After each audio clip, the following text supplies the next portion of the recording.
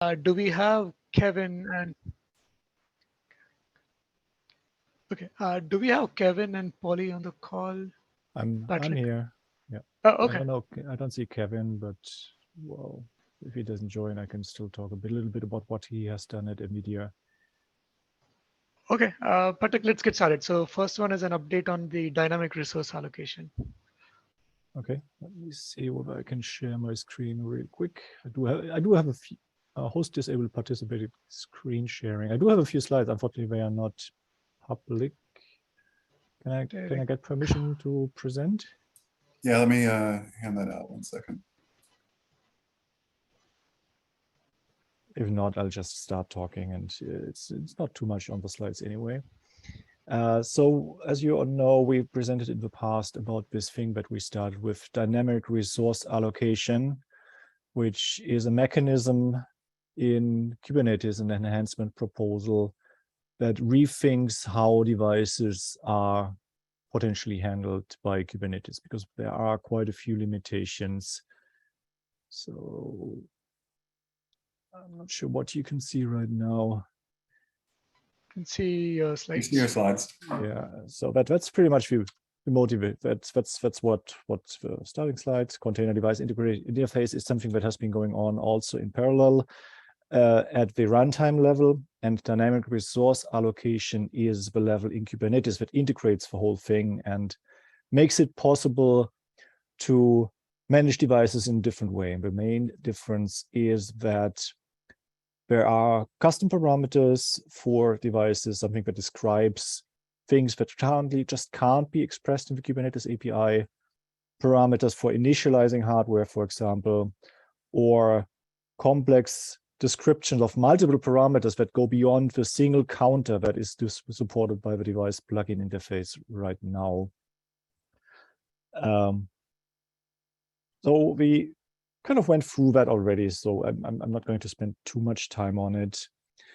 We came up with an approach that is basically a bit like volume handling, but gets a bit more complicated because the API is so customizable that we actually have to integrate the resource driver with the scheduler, because the scheduler just doesn't know anything about these claims and what the parameters mean. So we have to have some kind of back and forth between scheduler and a custom vendor provided driver for custom resources. But we have a solution. We wrote down a cap. Now I'm getting, well, this is the overall diagram. It shows that we basically need to touch a lot of the core components, but don't get scared. We do have it working, I think. And we also discussed it a lot in the cap discussion with key architects. Well, let's get to the actual update for today's calls, the current status. The cap got merged as implementable for 125. That was a kind of a way, already a big milestone for us, because it really showed that the Kubernetes project is behind this, and that it's not just some wild idea that some random guys have, but it's actually something that the project wants to do. And I think that's very valuable. That gave us a lot more visibility and also support for going forward. On the other hand, this cap merge happened really close to the cap deadline, and then there wasn't that much time left, given that some people also, including myself, went on vacation. So we then decided to give the actual implementation a little bit more time and pushed back to 126. So that's why you didn't see anything landing in 125. There are also some open questions that I'm trying to discuss with Tim Hawkin about the API design. But he's been fairly absent recently, I think also because of a vacation. So that has been stuck a little bit, but there's still time to finish that for 126. And we've been, in the meantime, again, using the time to work on the prototype that already existed for before we started with 125, and we've been updating that prototype with some tentative API changes that we'll probably make to the cap and to the feature. We also, and that's where you guys come in again, tried to run or enable end-to-end tests for this thing. So we do have end-to-end tests in that prototype, And we can run them locally, for example, with local cluster up. That's how I currently do my development. I just compile Kubernetes, bring up a one node cluster, and I can run these end-to-end tests against that cluster. But we certainly would like to have something that runs in Brow, ideally with multiple nodes. And that's where last week I found that there isn't really any existing job that does that. All of the node jobs that exist, they are just testing kubelet by bringing up basically a virtual machine and running a special node E2E test binary and kubelet on that virtual machine, which is fine for testing kubelet, but we actually also need to exercise the scheduler. We need multiple nodes to cover scenarios like network attached devices, which is one of the goals for this feature. And I think Arnaud kind of volunteered to help a little bit because I'm out of my depth on how to actually run kube tests so that it brings up a cluster with Cryo as runtime, which is the goal, because Cryo, the released version of it, has the necessary CDI support. Containerd will have it soon, but it hasn't done a formal release. So we would have to pull the master branch of Containerd to get CDI support. So Cryo is kindly the one that's most usable for us because we just need to use. I think I actually saw with some pro jobs that it was using the right version already. I just couldn't find a configuration where I get a full cluster. So hey Patrick, yep. Patrick, about running E2E tests with multiple nodes, I have done that with the resize using GKE clusters. So you use kubeup to deploy a cluster of the size that you desire. I use one worker and two workers and one master node. And you use, instead of local, you use, I can work with you on this one. You use skeleton as a type for running your E2E test. That should put it on that. About Cryo, that I don't know, but that's the crucial part because the container runtime must support CDI. So you may have to modify the kubelet startup parameters to point to the Cryo socket instead of the Containerd socket.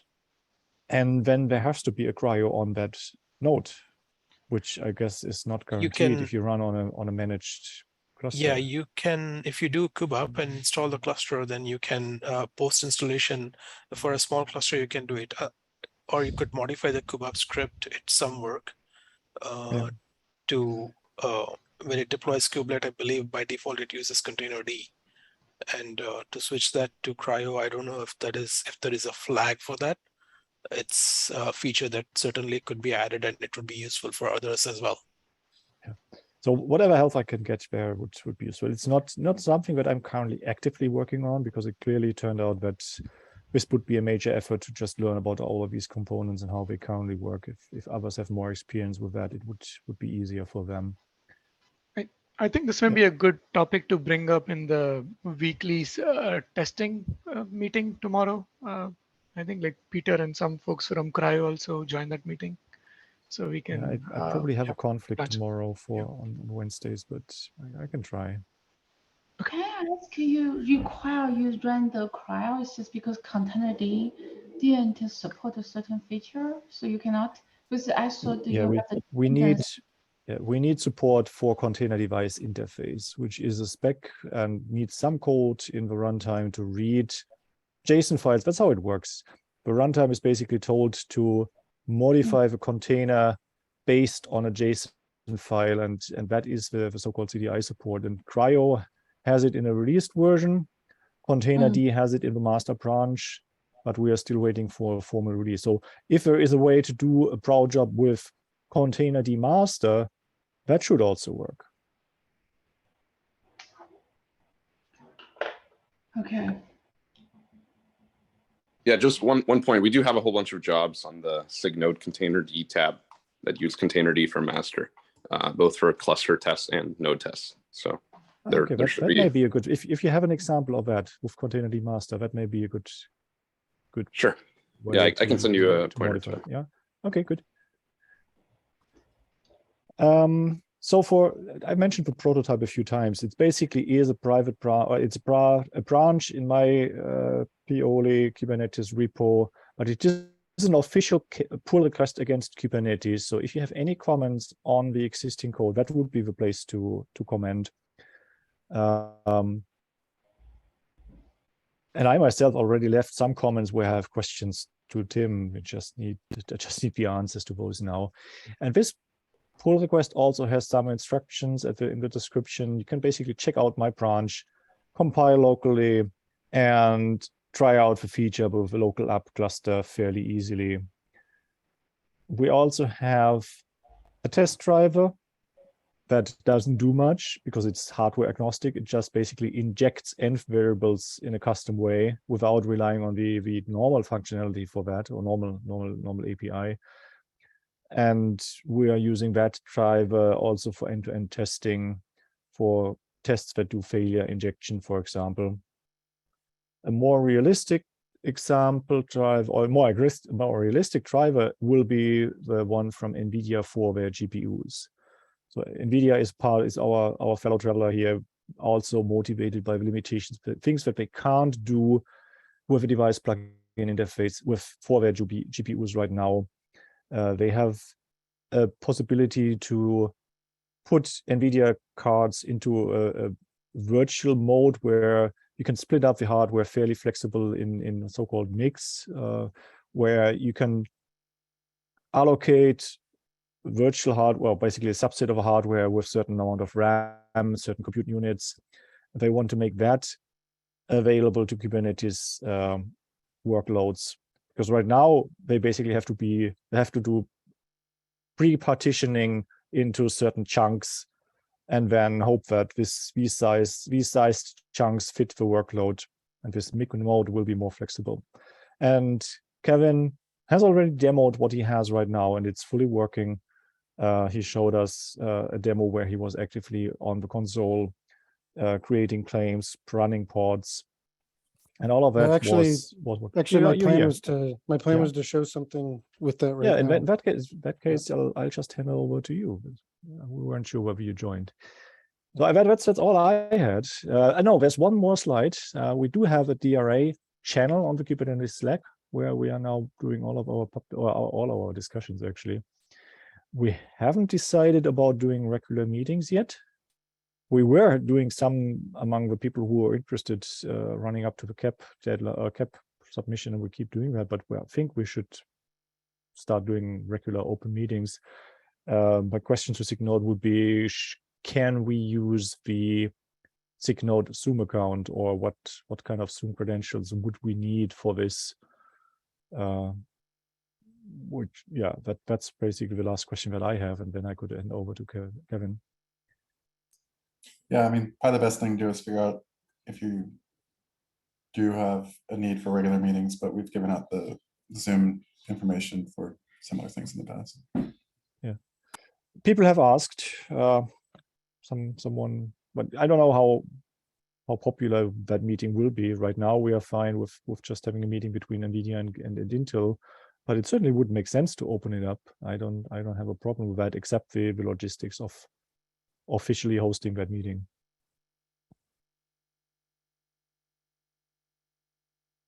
Okay, well, we can think about it. We'll, if more people show up on that channel and ask for it, we'll probably organize something.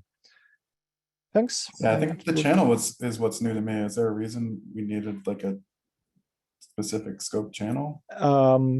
We didn't want to bother you guys on SIG Node. That's all. Because it's fairly lively. We are doing in detail technical discussions there that probably are not of interest to most people on SIG Node.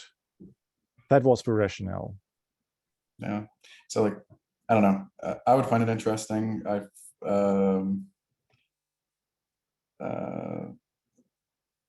Seems like there's sometimes this tension of wanting to be involved in the SIG and then being kind of hidden away from the SIG. And like the best thing I would say is just make your involvement as open as possible. And yeah, I guess I didn't know that channel existed, so thanks for. It's a new thing now, but it basically got created, I think, last week. Yeah, and we can close it again if you think that we should all do all of the discussion on SIG Node. We can certainly also just shift to SIG Node for Yeah, I back think and SIG forth Node's going on. perfect. I don't think we need another thing, I guess. Like usually there's some governance stuff associated with SOC channels that it's just more things to oversee. I'm looking at the channel now, Patrick, and it looks like it's not so much traffic as to be disruptive. So you might consider moving it. I also vote unless the too much traffic and people cannot discuss some other signal topic. I would rather converging together because anyway, people might want to know the background. Also, it's not, you don't need to repeat the same thing, right? So that's the discussing and other things all over the place. Yeah. Yeah. Okay. Well, I think I'll take that as a clear mandate to head over to SIG Node, and I can certainly tell the people who have joined the channel and make sure that everyone goes to SIG Node instead. But that works for me. Kevin, do you agree? Yeah, that's fine. Good. Sounds good.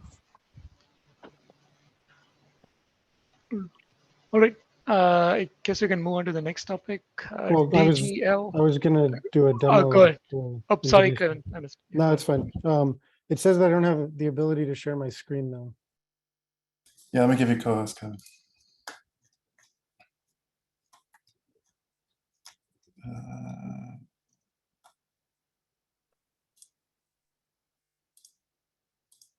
All right, you should know. Yep, looks like it. Let's see.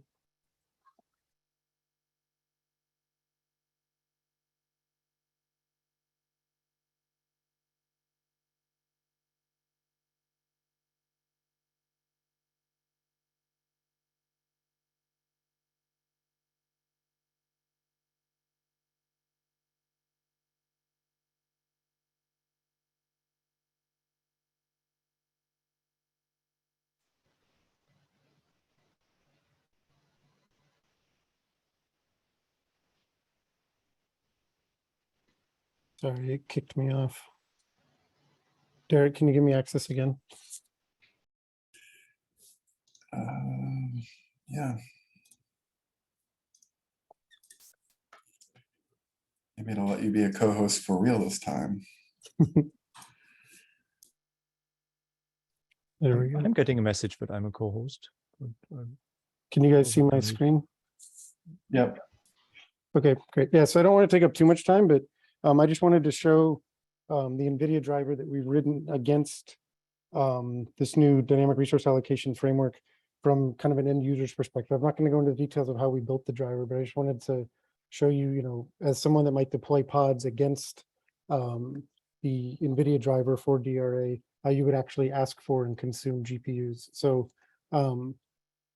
just really quickly, first thing I want to show is just bare bones cluster, single node cluster running the components that are necessary to interact with DRA. There's a controller piece of the driver and a daemon set running a plugin on each node in your cluster to actually do the underlying allocation as necessary. And so in this cluster, single node cluster, I just have one instance of each of these.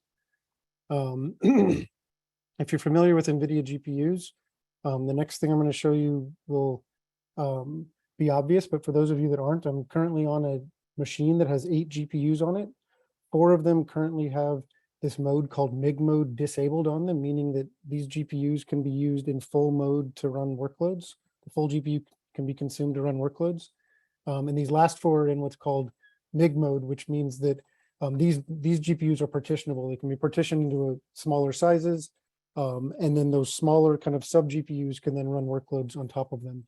And this output that you're seeing down here is just showing that currently, even those last 4 that are in this MIG mode don't have any of these partitioned GPUs configured for them. If and when I actually do create a partition on it, you'll see some sub GPUs embedded underneath these. And right now there's nothing there.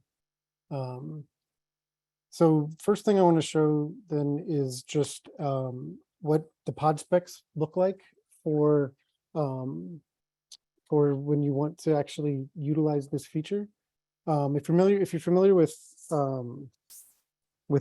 persistent volumes, the syntax of this will look very similar. But the basic idea is that you create what's called a resource claim.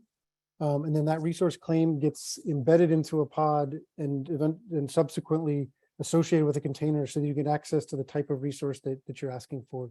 And so in this first example, I'm basically just showing how you would have feature parity with the existing device plugin in terms of being able to ask for some number of GPUs and then getting access to them, right? Obviously, this whole framework's much more powerful, but in the simple case, it needs to at least be able to do what the existing device plugin does, right?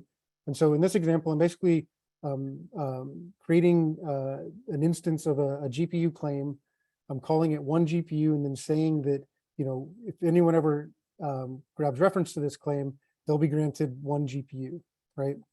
And then I have two separate pods that I've created that each have their own separate resource claim that references that GPU claim and then tells the container running inside of it to grab a hold of that resource claim and make sure that all the devices associated with it get injected to it. So what we expect to see from this pod when it gets launched is that when these two pods launch, we expect them each to get access to a separate GPU because there's two separate resource claims that are created from that one GPU claim spec that I showed above. Contrast this with the second deployment that I'm showing here, where I once again have a GPU claim that has a single GPU associated with it, but now I have a single pod that only creates one instance of this claim.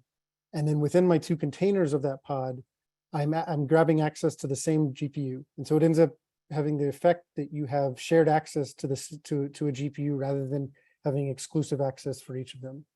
And then the third one that I'm showing here is just kind of taking this one level further, where instead of having shared access across two containers within a pod, you could actually share access to a GPU across pods.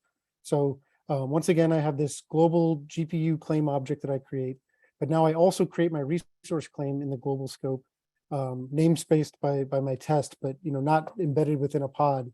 And then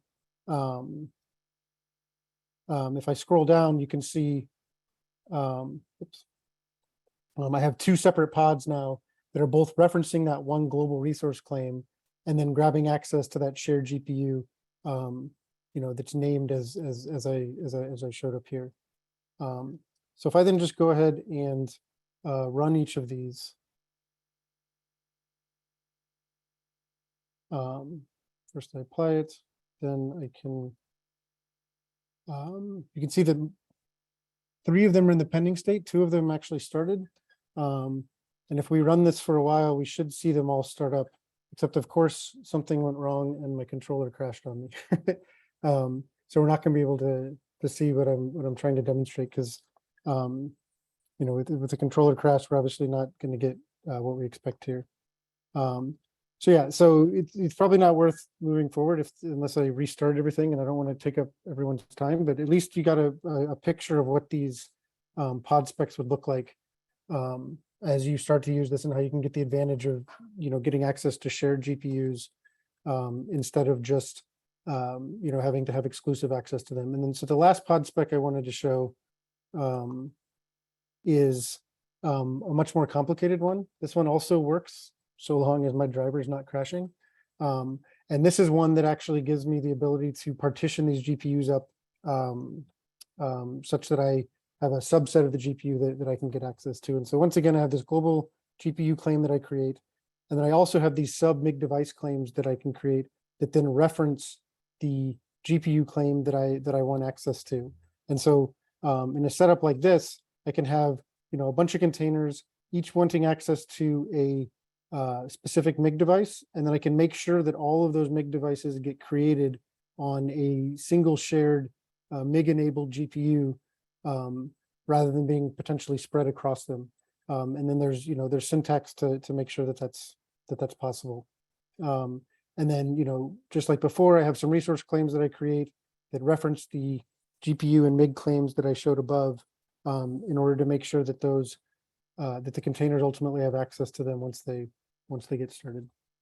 Yeah. So Kevin, one thing maybe to follow up on is there's no way to control costs right now. So what I was trying to think through is there was no discussion in the existing KEP on how I would quota claims. And if there was, maybe we could strengthen it because I couldn't find it. But just from a practical standpoint, a lot of folks quota access to GPUs within many cube deployments in the world now. And I was trying to think through like how I could get parity of that when using claims. And like, is that something you and Peter can maybe give some thought to? Yeah, Patrick. Yeah. Patrick, I'm sorry. Yeah, no, definitely. This has come up a few times now. We don't have a good answer for it yet, but we've been thinking about it in the background. Let's put it that way. Yeah, so like you can quota by storage class today, storage. So maybe that would be something that we can take inspiration from. But yeah, otherwise it's cool to see. Yep. Yeah, unfortunately, I'm not able to show it in action. I'm not sure why the controller crashed. It's been working all day, and I just tested it again right before this meeting started. And yeah, inevitably, when it's live, it doesn't work. I also have one question. How we are going to guarantee of the certain level of the isolation, especially for those like the shared GPU by 2 pods? Is there any isolation, or we just assume that's actually safe? The safety comes from the fact that the claims have to be namespaced in the same namespace as the pod that references them. So if you don't have, yeah, go ahead. Assume that's within that namespace, that's the single tenant, and suppose the access is the safe. Okay. Yeah. Yeah, the underlying implementation enforces that they have to be in the same namespace. There's no way to break out of the namespace and reference one in a different one.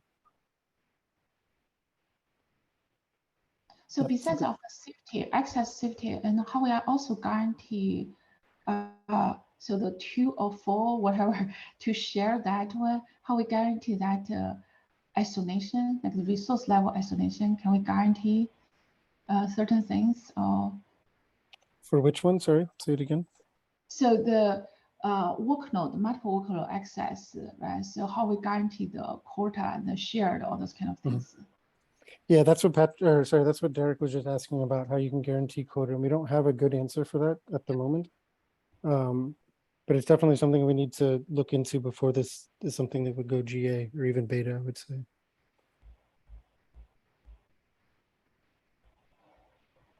Yeah, maybe the current thinking is that the device driver itself will have to have some kind of quota system, because for Kubernetes, the parameters are completely opaque, so it can't really know what a certain quota limit might mean in the context of a certain driver. So this logic would have to be configurable in a device driver. When it allocates, it knows for which namespace that is, and that namespace might have a configuration object that says this many GPUs, for example, but then that would be specific to that particular driver that knows what a GPU is. Yeah, so I don't think we need to hash it out right now. Just, I think I would view integration with quota as a beta criteria for this, or some story around how to control. I think there is something in the cap about it, because this has come up. Yeah, I did a quick pass through. I didn't see anything proposing changes to quota or adding new quota resources. So maybe it's in a separate doc, but yeah, I guess Patrick and Kevin just, maybe that's the next, when the demo's great, we can see a quota concept with it too. But this is really cool to see.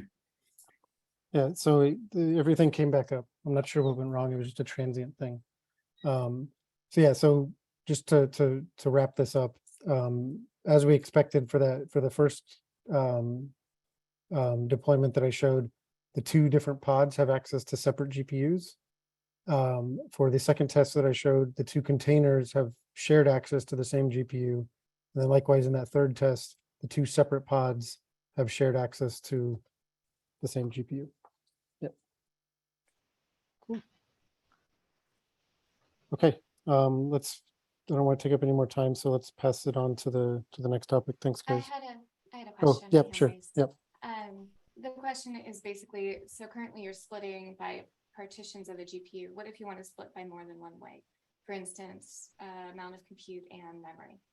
Are you able to do that with this model, or is this only one type of splitting? Of Yeah, I mean, so this right here is this. These are all just full GPUs. The one that actually does the splitting, I can see if I can apply it real quick. Make sure it doesn't crash.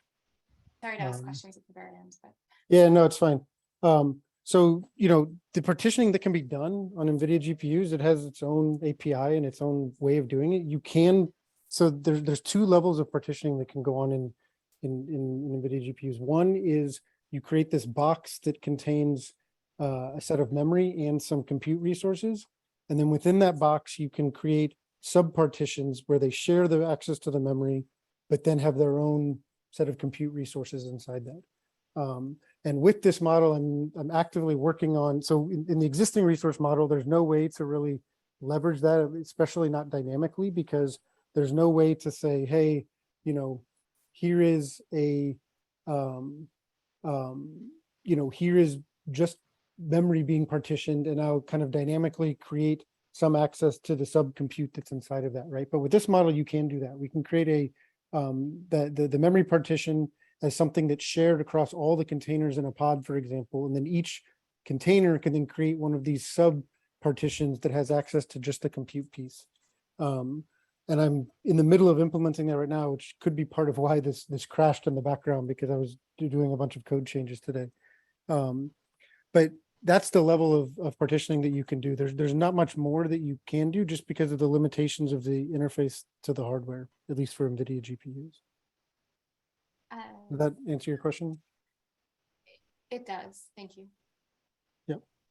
Okay, yeah. So with this one, actually, I can then,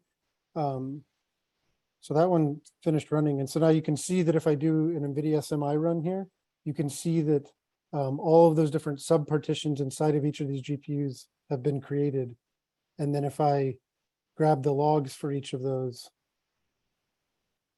you can see that as we expected, all of the container zeros have access to this partition that has 3 compute units inside of it.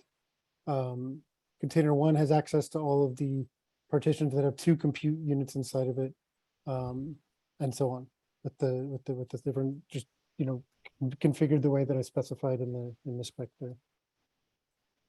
Cool. Okay. One more quick question. So sure. they all, just to reiterate, they all have to be in the same namespace, though. You do not have multi-tenancy with this.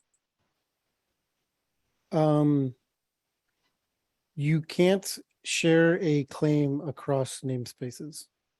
Patrick, correct me if I'm wrong, right? They all have to be in the same namespace as the pods that consider. That is correct. Yes. Yeah.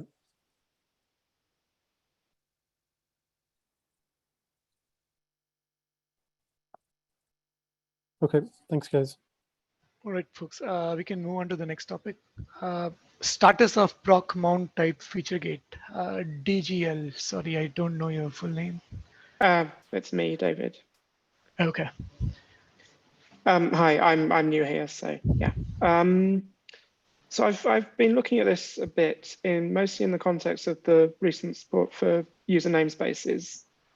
This feature becomes a bit more relevant because in the past, enabling proc mount type was probably a bit insecure, but combining it with user namespaces means that you can do things like run Docker in Docker, essentially more, well, without as many issues. I asked about a few weeks ago, I don't know how long ago, in Slack, and I didn't get any response. And the background of this feature is it existed since about 2018, and there's a few references to people using it on the internet, but not that much detail. And there doesn't seem to be a cap. I think it possibly slightly predates the cap process, or, you know, whatever reason there isn't a cap. So kind of my question is, what would be the process to getting this towards beta? I assume the answer is probably write a cap retrospectively, but I just sort of wanted to bring it up if there was any context that's not written down that anyone remembers, or whether I should just sort of take it away and attempt to sort of back write a cap for it, and if anyone had any suggestions either way. If I remember correctly, this was for, like, as you said, for nesting things. And at some point, there were even discussions of dropping this entirely. So I think your best bet is to, if you want to revive it, is to like come up with a KEP and then present here why it makes sense and how it fits into the current user namespace efforts. Like, what are the use cases that it addresses? And yeah, write a KEP for it. Yeah, okay. Yeah, I mean, I don't really want to take up any more time if there's not any detail. It's just if there was anything that people remembered. You might be interested. I recently implemented support in Cryo for it, so it is now supported in Cryo and Containerd. So that might be of interest to someone. But other than that, I don't really have anything else to report right now.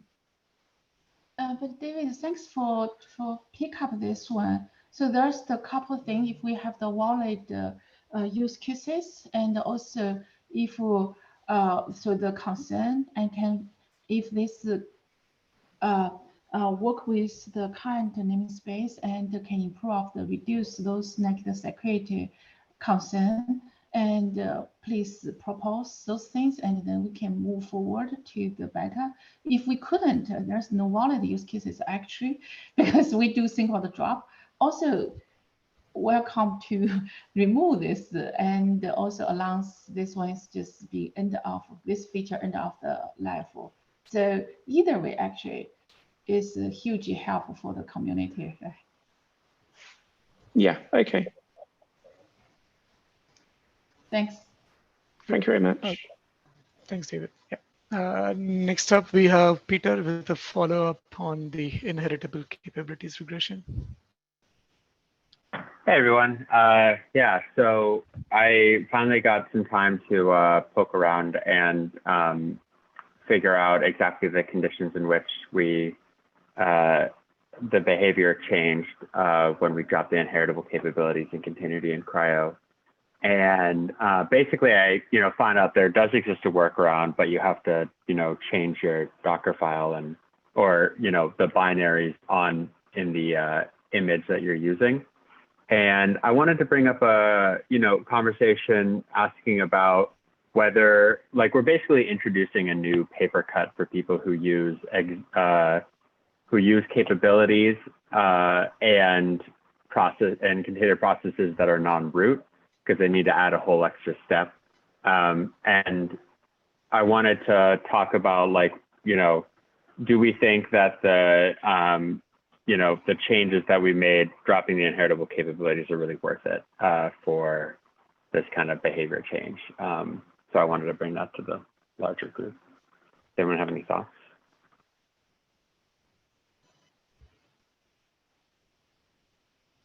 So Peter, if you want to summarize, like, before we made the change, we were able to get the right capabilities for exec processes, but now to get the same behavior, we have to modify the binary.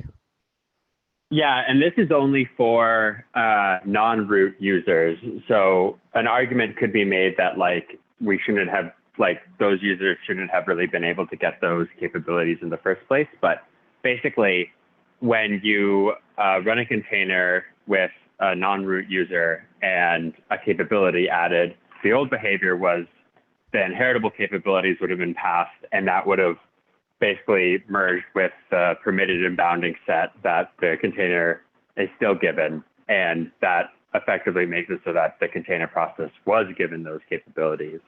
And now, after having dropped the inheritable capabilities, those non-root users are not able to get those capabilities where they used to be. And to work around, you have to change the binary that the process is running. So I'll just make sure you change the binary, or you're changing the Docker file. I'm trying to look at the example here. Like your Docker file also changed to call setcap. You can use the Docker file to change the binary. It's like changing the capabilities on, for the file itself. So, what I did was I used the Docker file because the, default Alpine image doesn't have those capabilities by default. So you have to add them, the inheritable or the permitted and effective capabilities to the binary, and you can do that through the Docker file.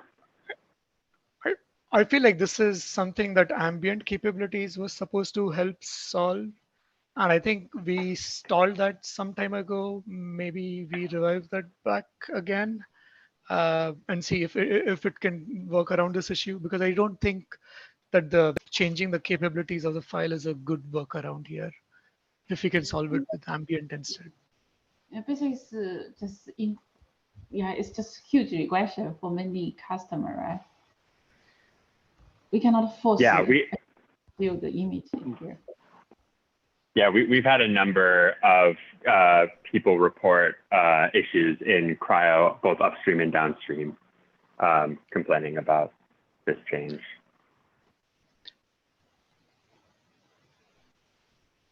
In fact, we reverted. We had backported this change to cryo's 123 and 22 branches, and we've since reverted it because we made the change midstream, and we didn't want to regress people who were upgrading between a patch version. But we've kept it in 124, and it's now in 125 as well, because we had made them at the .0 release. But I'm still unclear as to whether it really is, if we're really adding that much value by the change, because we're adding this regression, and it's only like, it's not like we're protecting the processes from actually getting the capability, because someone who is smart enough can just add them, or like who is aware of the behavior can just add them in the, via the Docker file. So it's not preventing anyone. It's just making it more annoying for people who used to have this behavior by default. Should we make this configurable in the runtimes? And then, and meanwhile, like explore ambient? So that way, folks that want to retain the old behavior have a way to do it. I'm a bit wary of like reverting it entirely if there is some edge case CV thing that we are missing. That's what I was thinking. Yeah. More like if we had an option at the runtime, but you'd want that option probably available to the community broadly, since this is very runtime Right. specific. So I don't know. But that would be a reasonable choice for a runtime to make, in my view. Yeah, we could definitely investigate that. I'm sympathetic, and that's why I didn't just revert it automatically, is that, it does technically solve the CVE. The CVE, as far as I understand, it basically was created because like Cryo and Continuity were making like a not idiomatic Unix environment by giving the inheritable capabilities. Apparently managers of processes like daemons and stuff shouldn't be giving inheritable capabilities technically. So I didn't really find anything where it was, this is like a direct security regret or like issue. It was a low CVE, just basically saying, hey, you're doing this wrong, you should do it differently. So I'm sympathetic to leaving the behavior, but it kind of feels weird to me that we cause this regression and it doesn't, from what we know now, materially change the security posture. If we couldn't find the runtime thing, so then end up we have people to work around this one, then they have to run as the root, right? So yeah. So all they have to recompile, generate a binary. The problem is a lot of user, they using binary is not the control, right? So a lot of people using existing images. So then end up, I just don't know how many have that. So this problem. So the risk analysis is based on no data at this moment. So I just don't know how many already have that capability built into their binary. So then how many users will be impacted? So then if we couldn't find, even we find a solution, if the solution is not, so anyway, so that's kind of could be like push everyone to say, okay, rerun as the root. That's even more problem, right? Yeah, and that was, I was worried. originally that that was the only workaround. I mean, the existence of the Docker file change doesn't really change it for people who aren't capable of changing their image, but at least it is a workaround that doesn't involve the, capability escalation. But yeah, I agree that it also feels weird that we're making a change for a supposed security flaw, and the way that people work around that is by either having full control of their image or like reducing the overall security posture of their pods themselves.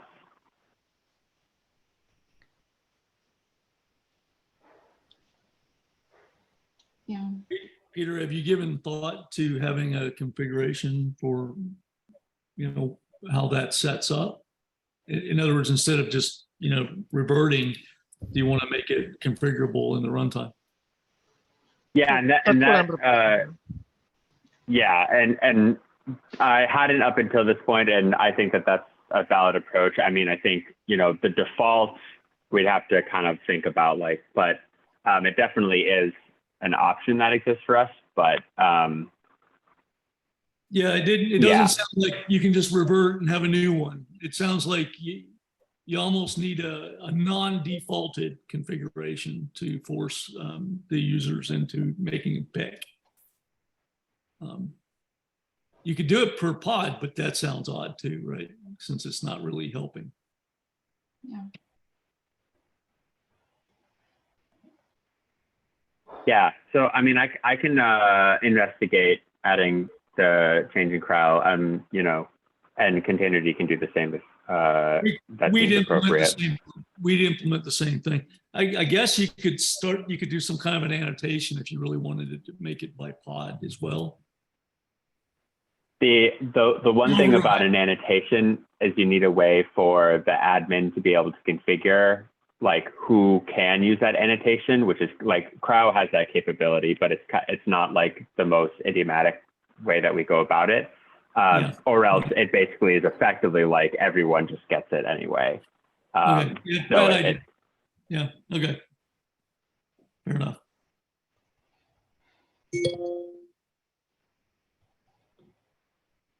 Okay, so it sounds like we want to keep this behavior, but we want to find a way to help people migrate to it rather than just make the change and then break a bunch of people. So I think that's a good compromise, and I think that's good with me as long as no one else has anything else to talk about there. Just to clarify, that would mean a runtime, if they were motivated, could support a knob. Yeah, because this is a decision that was made on the runtime level anyway. So yeah, adding a knob on the runtime to disable this if they want. The only thing that chased down was, is there any Kubernetes conformance tests that intersects with a capabilities check right now? And I don't have that to memory, but no, this was a testing gap in CRI test, and our downstream, with my Red Hat hat on, the downstream OpenShift test did have a test testing this, which we changed, but they just tested the capabilities. They didn't test what the result of giving the capabilities to a pod was.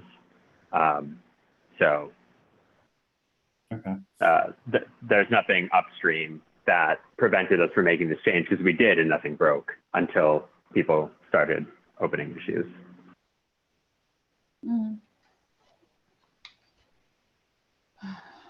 Hopefully we add that missing test coverage. yeah, I was trying to think if we had a conformance test, would we want it to be the post mitigation behavior?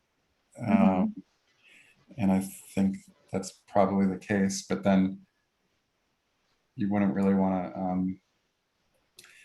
to make people that were previously conformant no longer conformant either. So it's just a tricky issue.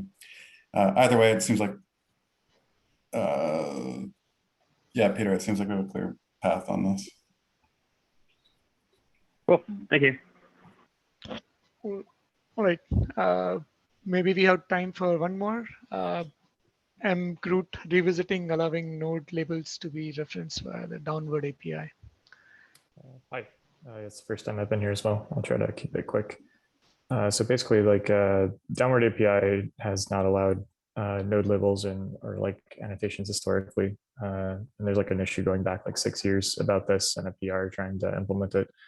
I guess like my general question is this something that can be revisited after 6 years? I think that a lot of users generally run their clusters in a way where like information like labels and annotations from the nodes is pretty like readable by anything. So for example, like we don't like prevent our users from being able to get that particular information or anything.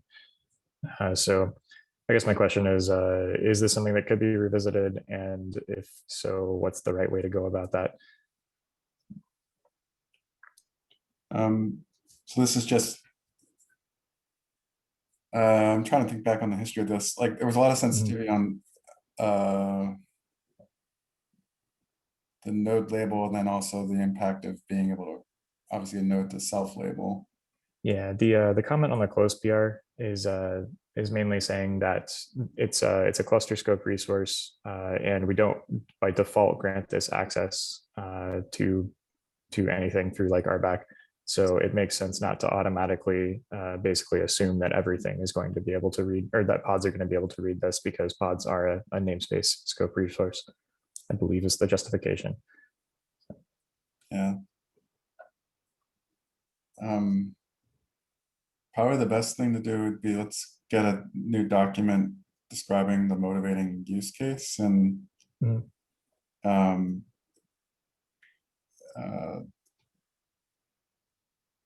yeah, our primary motivation is for being able to expose like zone information to the pods, so that we can enhance like our ability to perform routing or testing between pods and different like AWS AZs or whatever else. Yeah, and like zone information, I think in 2017 wasn't even a well-defined label that was in a protected key space at the time. So yep. If you probably now, if we have even a more narrow set of labels, such as the failure zone, which is now I think a well-defined label, or even the OS label, we might be in a better position to have like an allow list of labels that could be injected. So that would be my recommendation, is to start with your minimal need, and then let's see if that is fine. I think there are, speaking with my own red hat on, there are users I'm aware of who would treat labels as sensitive, because the nodes things are operating on might be in particular security zones that the workload can't be aware of. So like I do think going with an allow list type approach might be reasonable. And labels have been more normalized since 2017. So we might have good success for your use case. Okay. When you're saying open a document, this would be like a cap. Yeah. Okay, gotcha. Thank you. That answers my question. Right. Thanks. So I think next on the agenda, we had 125 retro, but we don't have enough time, Ruben. So maybe we can do that next week. Yeah, I will move it to next week, probably. Well, yeah. First thing next week we do. Thanks. All right. Yeah. Sounds good. Thanks. QoS class resources kept rename. Marcus, is that a quick item or needs more discussion next week? Probably. Yeah, probably I'll give a like more update or bigger update next week or the week after. Okay. What has been updates there? One, just a heads up that I was advised to write a blog post about this stuff, like in the early summer, springtime, and I finally did write one to Kubernetes blog and now Kubernetes developers blog, or submitted to PR. It was in June, if I remember correctly.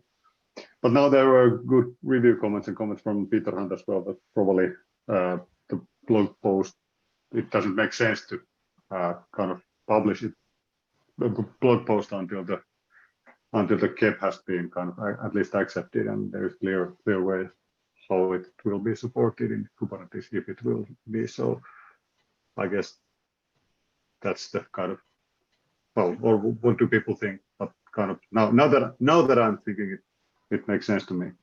So kind of keep the blog post under review on hold until until the get is kind of sorted out, that it's accepted at least. Yeah, I think it makes sense to hold, right, till we have it done. Yeah. Yeah, but yeah, if people are interested in this, so just go and see the blog post drafted. Yeah, but anyway, I'll give you a little bit wider update in the future, next week or the week after.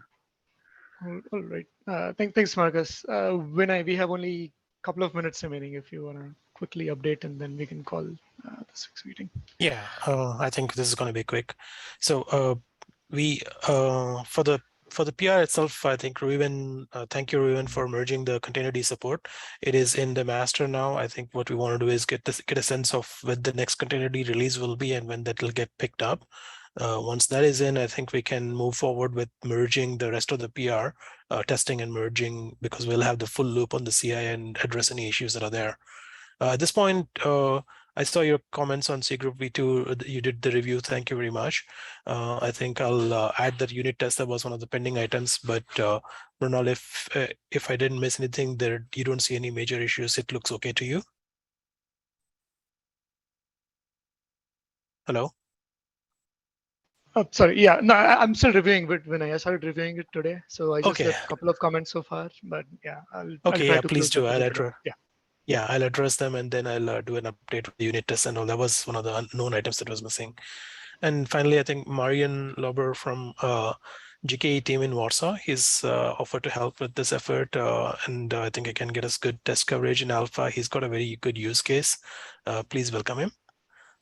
And I believe that covers it. All right.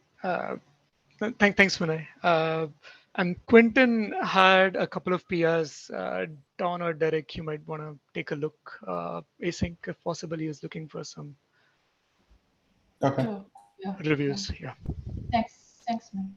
That's right. And if we have just 1 minute, I wanted to ask someone from SIG Node for, we'd like to sponsor one of the contributors of KMM for membership into the Kubernetes organization. So if someone wants to help us, please raise your hand. Thank you. I can help Quentin. Yeah. Thank you, Mrinal. But we need someone from outside right now. Okay. Oh, I can. I can help you. Yeah. Let me know. Thank you, Don. Thank you. On that note, can someone sponsor me as well? It's a pain to ask someone to, do okay to test on things. Yeah. Winner, that's overdue. Yeah. Okay. Yeah, this is an item that I've been meaning to do for a while. I just laziness. My laziness is very okay. Thank you very much, bro. All right. Thanks for joining, folks. See you all next week.